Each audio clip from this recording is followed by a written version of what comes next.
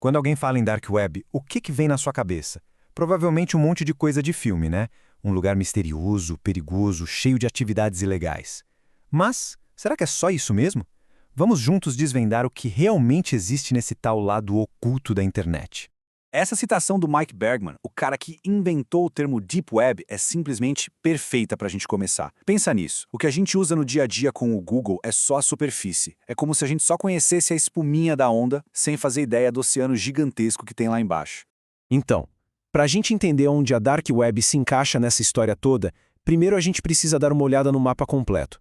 A internet não é uma coisa só, ela é dividida em camadas, e entender a diferença entre elas é o primeiro passo. Olha só essa tabela. Ela resume tudo de um jeito bem fácil de entender. A gente tem a Surface Web, que é a internet que todo mundo conhece. Abaixo dela, a Deep Web, que é, de longe, a maior parte, e inclui tudo que precisa de login.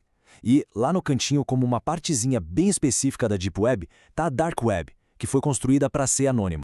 E vamos começar justamente pela maior parte desse iceberg. Um lugar que, olha só que curioso, quase todo mundo visita todo santo dia e muitas vezes sem nem se dar conta.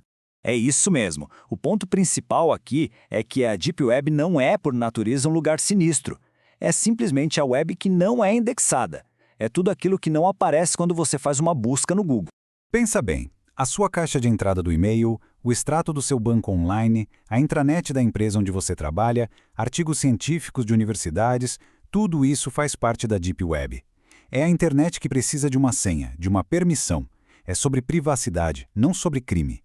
Ok, então se a Deep Web é basicamente esse universo de conteúdo protegido e privado, onde é que a Dark Web entra? Bom, é aqui que a história começa a ficar mais complexa e, claro, mais interessante. Ela é um pedacinho bem pequeno da Deep Web e é definida por uma característica central, o anonimato. A ideia toda por trás dela é que ninguém saiba quem está acessando o quê, nem de onde. E esse gráfico aqui ajuda a gente a ter uma noção da escala. É impressionante. A Surface Web, a internet que a gente usa para tudo, é só uns 5% do total. A Dark Web é só uma fatia minúscula dentro dos gigantescos 95% que formam a Deep Web. Ou seja, a maior parte da internet é só conteúdo protegido e não ilícito. Mas como é que esse anonimato todo funciona na prática? Como é possível se esconder assim? A tecnologia por trás disso é realmente fascinante. A tecnologia se chama roteamento cebola, ou Onion Routing em inglês. E é daí que vem o nome do programa mais famoso para acessar a Dark Web, o navegador Tor, que é a sigla para The Onion Router. A analogia da cebola, com suas várias camadas, é perfeita. Funciona mais ou menos assim. Sua conexão é embrulhada em várias camadas de criptografia. Daí, ela viaja por uma série de computadores de voluntários espalhados pelo mundo. Cada um desses computadores só consegue descascar uma camada para saber qual é o próximo passo. Ninguém no meio do caminho sabe a rota completa. Isso torna o rastreamento da origem algo extremamente difícil. Ok, agora que a gente já sabe o que são as camadas e como a tecnologia funciona, vamos à pergunta de $1 milhão. Afinal, o que realmente tem na Dark Web? É só crime e perigo? A resposta, como quase tudo na vida, é bem mais complexa. A realidade é que a Dark Web é uma ferramenta de dois gumes. A mesma tecnologia que permite que jornalistas e ativistas em regimes autoritários se comuniquem com segurança também pode ser usada para o crime. É uma plataforma que abriga esses dois mundos, completamente opostos. E falando em crime, vamos tocar um dos mitos mais sensacionalistas e assustadores que existem sobre a Dark Web. Essa história de contratar assassinos de aluguel é verdade? Então, o ponto crucial é o seguinte. Sim, até existem sites que oferecem esse tipo de serviço. Mas a esmagadora maioria deles é, na verdade, golpe. São fraudes criadas para tirar dinheiro de gente mal intencionada. A fama de terra sem lei acaba atraindo tanto criminosos quanto golpistas espertos. Outra preocupação muito comum é sobre a legalidade disso tudo. Só a curiosidade de entrar nesse site já pode me trazer problemas com a lei? A resposta é não. Na maioria dos países, inclusive aqui no Brasil, só o ato de acessar a Dark Web não é crime. A tecnologia em si é legal. O que define se é crime ou não é o que a pessoa faz lá dentro. Navegar por curiosidade é uma coisa.